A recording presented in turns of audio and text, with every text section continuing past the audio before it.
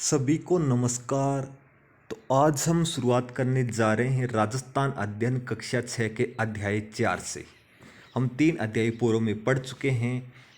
हम 41 जिलों के अनुसार अपडेटेड रूप से पढ़ रहे हैं, यानी अब राजस्थान में 41 जिले और 7 संभाग हैं, तो उनके आधार पर राजस्थान अध्ययन को पढ़ रहे हैं। तो अध्याय 4 से शुरुआत करते हैं। राजस्थान में प्राचीन सभ्यता स्थल। मानव जब स्वयं के बारे में सोचना छोड़कर दूसरों के बारे में सोचना शुरू करता है, तब वह समूह में रहकर कार्य प्रारंभ करता है। इसी से सभ्यता की शुरुआत होती है। समय के साथ सभ्यताएं विकसित होती हैं, यानी जिस प्रकार समय बीतता जाता है उसी प्रकार सभ्यता विकसित होती जाती हैं। किंतु समय परिवर्तन के साथ कुछ सभ्यताएं नष्ट भी हो जाती हैं। अगर समय में बदलाव आएगा धीरे धीरे, तो कुछ सभ्यताएं नष्ट भी हो जाती हैं, कुछ नया आकार बना लेती हैं। राजस्थान में भी ऐसी कई सभ्यता और संस्कृतियों के स्थल मरुस्थल और अरावली में नदियों के किनारे मिट्टी में दबे पड़े हैं। राजस्थान में मानव के प्रारंभिक क्रियाकलाप क्या थे, वे कब से प्रारंभ हुए, इसके लिखित साक्ष्य उपलब्ध नहीं है। जिस काल का लिखित इतिहास उपलब्ध नहीं होता है, उसके बारे में उत्खनन से प्राप्त सामग्री के आधार पर ही जाना जाता है। यानी जो कोई भी काल है, यानी इतिहास है, उसके बारे में हमें कुछ उपलब्ध नहीं होता है, यानी उसकी हमें जानकारी नहीं होती है, तो उसके बारे में उत्खनन से जो प्राप्त सामग्री होती है उसके आधार पर पता लगा सकते हैं हम, और पता भी लगाया है।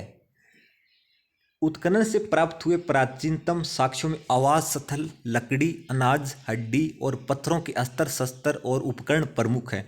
यानी इन उपकरणों के माध्यम से हम उस काल के बारे में जानकारी प्राप्त कर सकते हैं। चूंकि प्राप्त उपकरणों में पत्थर के उपकरणों की संख्या अधिक है, अतः प्रारंभिक युग को प्रशस्तर युग कहा गया है। यानी जो पहले के प्राप्त उपकरण हैं उनमें पत्थरों के जो उपकरण हैं उनकी संख्या अधिक है। इस कारण इस प्रारंभिक युग को क्या कहा गया है? प्रशस्तर युग कहा गया है। प्रशस्तर युग में मानव अपनी आवश्यकता पूर्ति के लिए जानवरों का शिकार करता था अथवा जंगलों से कंदमूल एकत्र कर अपना पेट भरता था। यानी कंदमूल को इकट्ठा कर अपना पेट भरता था। अतः उसने कुल्हाड़ी, गंडासा, छुरा जैसे उपकरण बनाए। मानचित्र 4.1 को देखकर जानिए कि राजस्थान में प्रशस्तर युग के ये उपकरण मुख्यतः बनास, गंभीरी, बेड़चौर, चंबल, नदियों की घाटियों और शैलाश्रयों में बहुतायत में मिले हैं। प्रशस्तर युग के बाद ताम्र कांस्य काल तथा उसके पश्चात लोहे युग के अवशेष प्राप्त होते हैं। हम पूर्व में पढ़ चुके हैं कि मानव शिकार से पशुपालन और कृषि कार्य की ओर अग्रसर हुआ, यानी उसने शिकार को छोड़कर पशुपालन और कृषि करने का कार्य प्रारंभ किया। पत्थर के समान पर उसने धातु के उपकरण बनाने प्रारंभ किए। धातुओं में भी सर्वप्रथम तांबे का उपयोग प्रारंभ किया। अब यहाँ से अंडरलाइन कर लीजिएगा, ये क्वेश्चन बार बार पूछा गया है। यानी मानव ने सर्वप्रथम कौन सी धातु का उपयोग प्रारंभ किया, तो हम बताएंगे तांबे का उपयोग प्रारंभ किया। राजस्थान में ताम्र सभ्यता के अवशेष कौन कौन सी सभ्यता से प्राप्त हुए, यहाँ से भी अंडरलाइन कर लीजिएगा। तो ताम्र सभ्यता के अवशेष कालीबंगा हनुमानगढ़, गणेश्वर, नीम का थाना सीकर और आहड़ उदयपुर से प्राप्त हुए हैं। ये देखो, इसने चित्र के माध्यम से दर्शाया है कालीबंगा हनुमानगढ़ की सभ्यता। जिस प्रकार इसमें ये सभ्यता के अवशेष हैं, अवशेष हम आज भी इनको देख सकते हैं। फिर आ गया राजस्थान के सभ्यता के प्राचीन केंद्र। प्राचीन केंद्र के बारे में आप ध्यान से देखना, इससे तो क्वेश्चन बाहर जाएगा ही नहीं। यानी ये जो नक्शा है इसके माध्यम से सभ्यता के जो केंद्र दर्शाए गए हैं राजस्थान के सारे, तो इससे क्वेश्चन बाहर नहीं जाएगा। हम 41 जिलों के आधार पर पढ़ रहे हैं, ठीक है। तो देखते हैं हनुमानगढ़ में कौन कौन सी सभ्यता है। हनुमानगढ़ की प्रसिद्ध सभ्यता है कालीबंगा सभ्यता। इसके बारे में बहुत बार एग्जाम में पूछा जाता है, चाहे कोई भी एग्जाम देख लो आप, प्रत्येक एग्जाम में क्वेश्चन पूछा गया है। तो यहाँ पर कालीबंगा तो है ही है, पीलीबंगा सभ्यता और रंगमहल सभ्यता ये हनुमानगढ़ में है। फिर है बड़ोपल सभ्यता, भी हनुमानगढ़ में रह जाएगी, ठीक है। फिर आगे सोथी सभ्यता, सोथी सभ्यता है बीकानेर में, ठीक है। फिर इधर से हम देखेंगे सुनारी सभ्यता। सुनारी सभ्यता है झुंझुनू में, कांतली नदी के किनारे। फिर है गणेश्वर सभ्यता। गणेश्वर सभ्यता है सीकर में, कांतली नदी के किनारे। फिर आ गई दर सभ्यता भरतपुर। फिर आ गई रेड सभ्यता टोंक। फिर आ गई नगर सभ्यता टोंक। फिर आ गई गर्दा सभ्यता बूंदी। ये है साजा नदी के किनारे है गरड़दा सभ्यता। फिर आ गया नगरी सभ्यता। नगरी सभ्यता चित्तौड़गढ़ में बेड़च नदी के किनारे है। फिर आ गई आहड़ सभ्यता उदयपुर में है आड़ नदी के किनारे। फिर गिलुंड सभ्यता है राजसमंद में बनास नदी के किनारे। फिर आ गई परसी सभ्यता बागोर। बागोर सभ्यता भीलवाड़ा में है कोठारी नदी के किनारे। इस सभ्यता को ध्यान रखना, तिलवाड़ा सभ्यता पहले बाड़मेर में थी, लेकिन अब बाड़मेर से नया जिला बन गया है बालोतरा, तो अब ये हो जाएगी बालोतरा में। ये लूणी नदी के किनारे है बालोतरा, ये तिलवाड़ा सभ्यता। तिलवाड़ा सभ्यता कौन सी नदी के किनारे है? वो है लूणी नदी के किनारे। और कालीबंगा, कालीबंगा घग्गर नदी के किनारे पर है। ठीक है, चलिए आगे देखते हैं। ये देखो पहली सभ्यता इसने बताई है कालीबंगा। तो शुरुआत करते हैं कालीबंगा सभ्यता से। राजस्थान में दर्शदविती और सरस्वती नदी की घाटी में पुराविद अमलानंद घोष ने करीब 2 दर्जन पुरास्थलों की खोज की। यानी खोज किसने की थी? अमलानंद घोष ने। यहां से अंडरलाइन कर लीजिएगा। इनमें हनुमानगढ़ जिले में घग्गर नदी के किनारे स्थित कालीबंगा प्रमुख है। यानी कौन सी नदी के किनारे है? घग्गर नदी के किनारे है। बाद में डॉक्टर बीबी लाल और बीके थापर के निर्देशन में यहाँ खुदाई हुई। खुदाई में यहाँ सिंधु सरस्वती सभ्यता काल का एक नगर मिला है, जिसके मकानों में ईंटों का प्रयोग किया गया था। मकानों में 4-5 बड़े तथा कुछ छोटे कमरे होते थे। बस्ती के गंदे पानी के निकास के लिए यहाँ लकड़ी व ईंटों की नालियाँ बनी हुई थी। यहाँ चबूतरे भी मिले हैं जिन पर अग्निकुंड वेदिकाएं बनी हुई है। संभवतया यह धार्मिक कार्यों हेतु प्रयुक्त होते थे। दूसरे टीले के उत्खनन में एक दूरक के अवशेष मिले हैं। कालीबंगा की नगर योजना सिंधु सरस्वती सभ्यता की नगर योजना के समरूप दिखाई देती है। ये क्वेश्चन आएगा कि कौन सी सभ्यता सिंधु सरस्वती सभ्यता की नगर योजना के समरूप दिखाई देती है? तो कौन सी सभ्यता हो गई? कालीबंगा। इस क्षेत्र में नगर की प्राचीर के बाहर जोती हुई कृषि भूमि के साक्ष्य मिले हैं। क्या मिले हैं? जुती हुई कृषि भूमि के साक्ष्य मिले हैं। खुदाई से हमें गाय के मुख वाले प्याले, तांबे के बेल, कांस्य के दर्पण, हाथी दांत का कंगा, मिट्टी के बर्तन, कांच की मणियां, खिलौने आदि प्राप्त हुए हैं। कालांतर में नदियों का पानी सूखने और मरुस्थल के बढ़ने से यह समृद्ध बस्ती उजड़ गई। यानी यह सभ्यता नष्ट हो गई। यानी नदियों का पानी सूखने और मरुस्थल का धीरे धीरे विस्तार होने से यह सभ्यता नष्ट हो गई। ठीक है, फिर है अघाटपुर या आहड़ सभ्यता। खोज किसने की थी? 1953 में अक्षय कीर्ति व्यास द्वारा की गई थी। उदयपुर के पूर्व में आहड़ या बेड़च नदी के किनारे 2 टीले दिखाई देते हैं, जिसको स्थानीय लोग क्या कहते हैं? धूलकोट कहते हैं। यानी इसका स्थानीय भाषा में क्या नाम है? धूलकोट। यह बस्ती पहले ताम्रवती के नाम से जानी जाती थी। किस नाम से जानी जाती थी? ताम्रवती के नाम से जानी जाती थी। ऐसा प्रतीत होता है कि तांबे के औजारों के निर्माण का केंद्र होने से यह नाम पड़ा। 10वीं-11वीं शताब्दी में इसे अघाटपुर के नाम से जाना जाने लगा। यहाँ से अंडरलाइन कर लीजिएगा। 10वीं और 11वीं शताब्दी में आहड़ सभ्यता को क्या कहा जाने लगा? अघाटपुर। यहाँ से प्राप्त मकानों की दीवारें पत्थरों एवं मिट्टी से बनी हुई हैं, जिनकी छत बांस और केलू से बनी होती थी। बड़े कमरों के बीच में बांस की पर्दी पर मिट्टी चढ़ाकर उसे छोटे छोटे कमरों में विभाजित किया जाता था। ये देखो, इसने मरण मूर्ति दर्शाई है आहड़ संग्रहालय में, अभी भी आप देख सकते हैं इनको। फिर तांबे का पात्र, यानी पहले तांबे के पात्र किस प्रकार हुआ करते थे? ये आहड़ सभ्यता से प्राप्त हुए हैं। तांबे की कुल्हाड़ी, तांबे का टुकड़ा, तांबे की छुरी, ये सभी आहड़ संग्रहालय में अभी भी सुरक्षित हैं। वहाँ आप जाकर इनको देख सकते हैं। फिर देखिए आगे, मकानों में 4 से 6 चूल्हे मिले हैं जो संयुक्त परिवार या सामूहिक भोजन विधि के साक्ष्य हैं। यहाँ से अंडरलाइन कर लेना। किस सभ्यता से 4 से 6 चूल्हे मिले हैं जो संयुक्त परिवार होने के साक्ष्य को उजागर करते हैं? तो कौन सी सभ्यता है? आहड़ सभ्यता। यहाँ उच्च कोटि के चावल उत्पादित होते थे।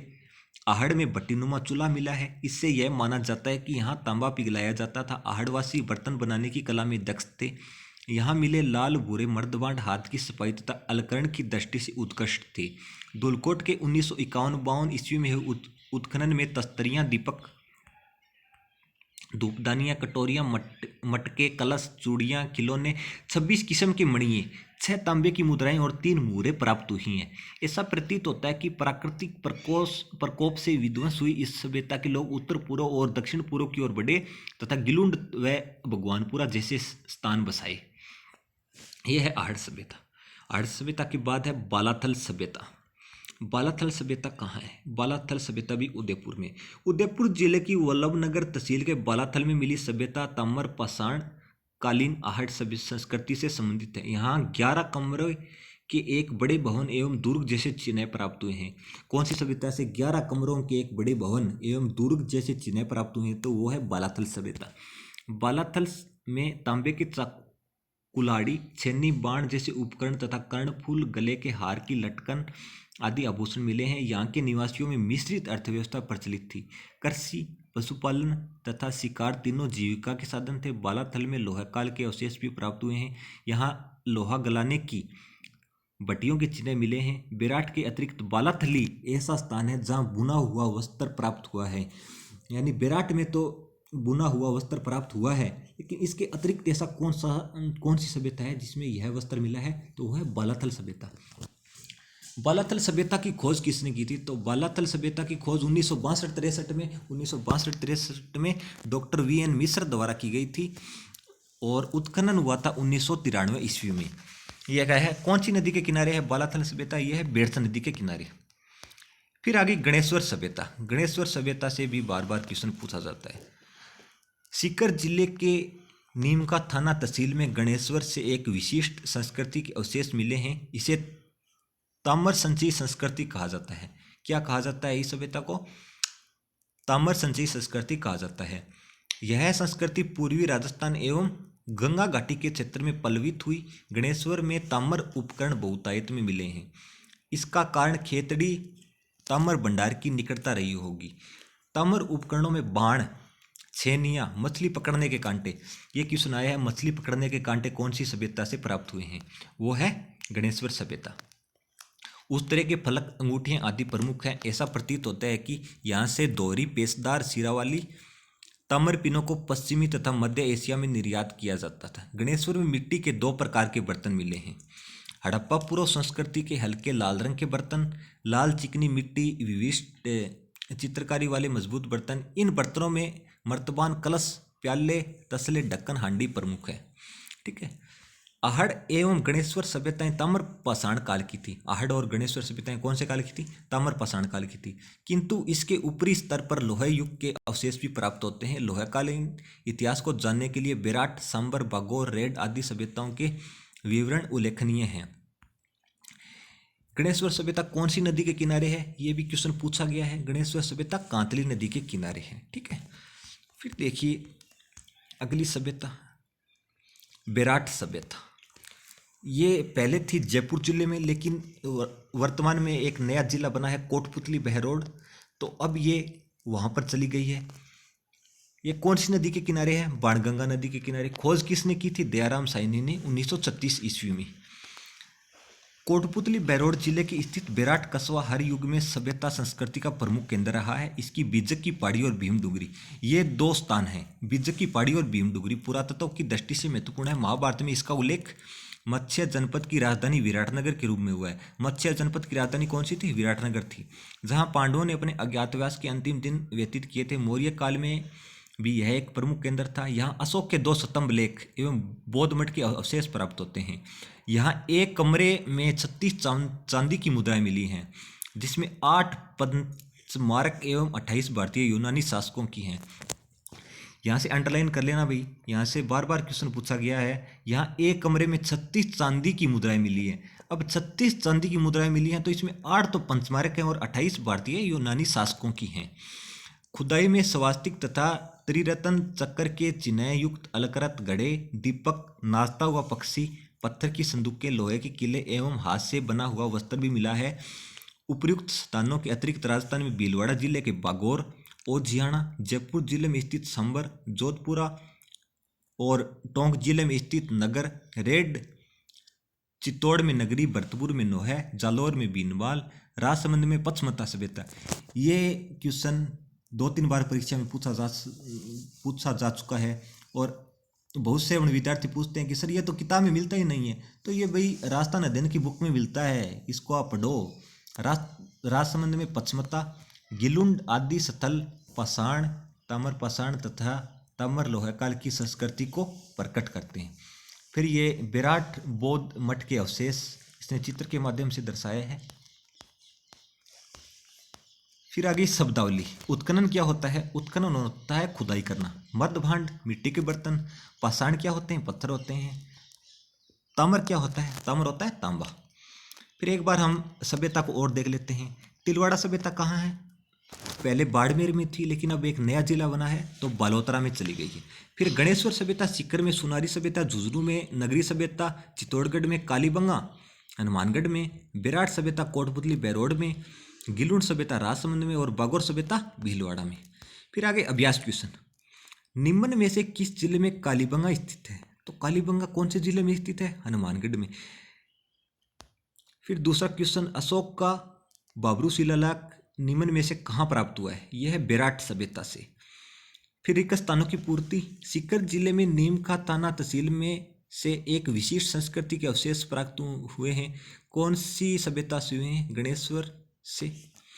फिर आहड़ बस्ती प्राचीन काल में किस नाम से जानी जाती थी? वो जानी जाती थी ताम्रवती के नाम से। फिर आगे अति लघुतरात्मक प्रश्न। राजस्थान में किन्हीं दो पाषाणकालीन स्थलों के नाम लिख देना आप। बलाथल सभ्यता के अवशेष किस जिले से प्राप्त हुए हैं? तो उदयपुर जिले से प्राप्त हुए हैं। आहड़ सभ्यता किस नदी के किनारे हुई? वो हुई थी आहड़ या बेड़स नदी के किनारे। तो ठीक है दोस्तों, अगर अच्छा लगे तो सब्सक्राइब और शेयर जरूर करना। कल से हम 5वां अध्याय की शुरुआत करेंगे। धन्यवाद।